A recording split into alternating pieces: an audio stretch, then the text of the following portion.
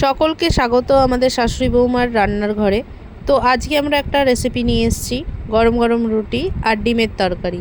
তো চলুন রেসিপিটা দেখে নেওয়া যাক। এখানে প্রথমে আমরা ডিমটাকে সেদ্ধ হতে বসিয়ে দিয়েছি। তো কিছুক্ষণ ঢেকে দেব। ডিমটা আমাদের সেদ্ধ হয়ে গেছে, তো এইভাবে নামিয়ে নিলাম। তারপর সেদ্ধ হওয়া ডিমটাকে আমরা এইভাবে দুভাগ করে কেটে নেব। কেটে নেওয়ার পর আমাদের দেখো ডিমটা কাটা রেডি হয়ে গেছে। তো এর ওপর নুন হলুদ মিশিয়ে গরম তেলের মধ্যে ডিমটাকে ভেজে নেব।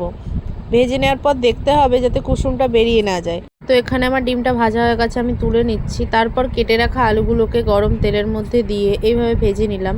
সাথে একটু নুন একটু হলুদ মিশিয়ে নিলাম।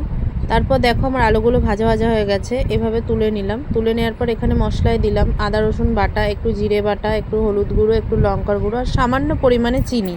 তারপর এর মধ্যেই আমরা দিয়ে নেব একটুখানি দই। তারপর এখানে গরম তেলে একটু গোটা জিরে, একটা তেজপাতা, দুটো কাঁচা লঙ্কা চেরা।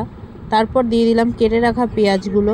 এবার এটাকে ভালোভাবে নেড়ে চেড়ে একটু লালচে লালচে ভাব এলে এর মধ্যে আমরা দিয়ে দেবো ক্যাপসিকাম। সব কিছুকে একসাথে এভাবে নাড়িয়ে নিয়ে এর মধ্যে দিয়ে দেবো টমেটো কুচি। তারপরে এটাকেও ভালো করে নাড়িয়ে নেব। এখন আমরা এর মধ্যে দিচ্ছি স্বাদ মতো নুন। নুনটাকে ভালো করে মিশিয়ে নেওয়ার পর আমরা এতে তৈরি করে রাখা মশলাটাকে ঢেলে দেব। তারপর মশলাটাকে আমরা ভালো করে মাখিয়ে নেব যতক্ষণ না তেল ছাড়ছে। এইভাবেই মশলাটাকে আমরা কষাতে থাকবো। তারপর দেখো এখানে আমাদের তেল হালকা ছেড়েছে। তো এরপরে আমরা ভেজে রাখা আলুগুলোকে দিয়ে দিলাম। এখানে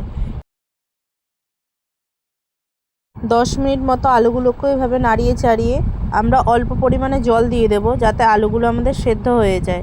তারপর 15-20 মিনিট ঢাকা রেখে দিয়ে এখানে দেখো আমাদের তেল ছেড়ে দিয়েছে তরকারির। তো আমাদের এখন তরকারি মোটামুটি রেডি হয়ে গেছে। একদম নামানোর কিছুক্ষণ আগে আমরা ভেজে রাখা হাফ করা ডিমগুলোকে আমরা এইভাবে সাজিয়ে দিলাম যাতে আমাদের ডিমের মধ্যেও মশলাটা ঢুকে যায়। তো চলো নামানোর আগে আমরা একটুখানি গরম মশলা, একটুখানি ধনেপাতা কুচি আর সামান্য পরিমাণে দিলাম ঘি। আমরা সবাই জানি যে আমাদের তরকারিতে সামান্য পরিমাণে একটু ঘি পড়লে টেস্টটা অন্যরকমই হয়ে যায়। তো তোমরাও কিন্তু বানিয়ে দেখো। তো চলো এবার আসা যাক রুটিতে। দেখো আমাদের এখন যেহেতু গ্যাসের খুব ক্রাইসিস হচ্ছে, তো আমরা এখানে উনুনেই প্রেফার করছি। তো দেখো উনুনের রুটিগুলো কিন্তু বেশ ভালোই ফুলছে। আজকে আমাদের রাতের খাবার তো রেডি। তোমরাও কিন্তু এরকম ছোটোখাটো রেসিপি তৈরি করে রাত্রে খেতে পারো। আশা করি ভালোই লাগবে। তো চলো, যদি ভালো লেগে থাকে তাহলে একটা লাইক, একটা শেয়ার এবং সাবস্ক্রাইব করে দিয়ে যেও। Thank you.